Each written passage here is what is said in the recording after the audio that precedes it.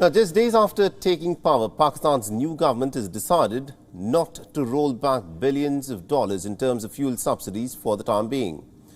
Now, this move, of course, has come despite the strain in public funds.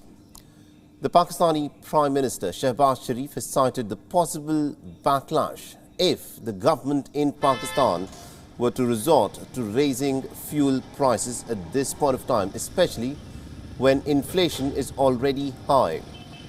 Now, despite the soaring global prices, a cut in petrol and electricity tariffs was announced in February by former Premier Imran Khan.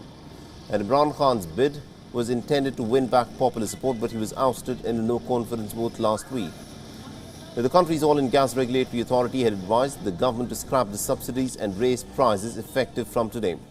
But since a reversal of the fuel subsidies will be politically sensitive, the new government is, of course, trying to shore up popular support. It has decided against raising the price of petrol and other fuels in Pakistan. While announcing the move, the new Prime Minister Shehbaz Sharif said that people will curse the new government if it were to take such a step.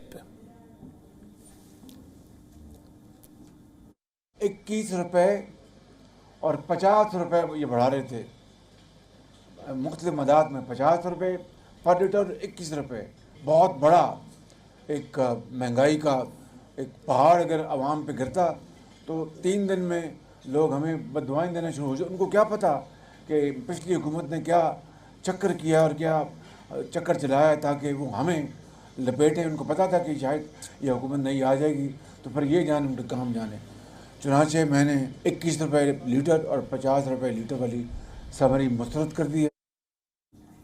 Now, the measure was initially estimated to cost almost about $2.1 billion, and now the current government's decision to keep the prices unchanged will force it to give another heavy amount in terms of subsidies from the 16th till the 30th of April. The country will be put under an additional $664 million burden.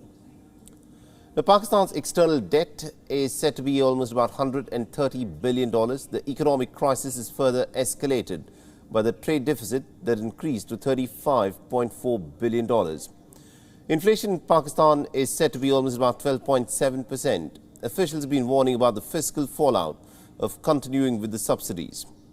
Now, Pakistan's finance ministry's top officials fear that the subsidy has stretched government finances in a way that cannot be sustained. The move also puts an ongoing International Monetary Fund rescue program at risk. Pakistan is in the middle of a $6 billion IMF bailout program. The 7th review is yet to be cleared, under which the IMF could release almost about $900 million. The 7th review started in early March, but no agreement has been reached before the collapse of the Imran Khan government. Now, in the face of the deteriorating currency, the government doesn't seem to have formulated any concrete economic reform measures at this point of time. Shehbaz Sharif is yet to announce his cabinet. The National Assembly is scheduled to meet later in the day today when Raja Pervez Ashraf of the Pakistan People's Party will assume the office of the National Assembly Speaker. Now, the National Assembly will also take up the no-confidence resolution moved against the Deputy Speaker Qasim Suri Khan, who is currently functioning as the acting Speaker.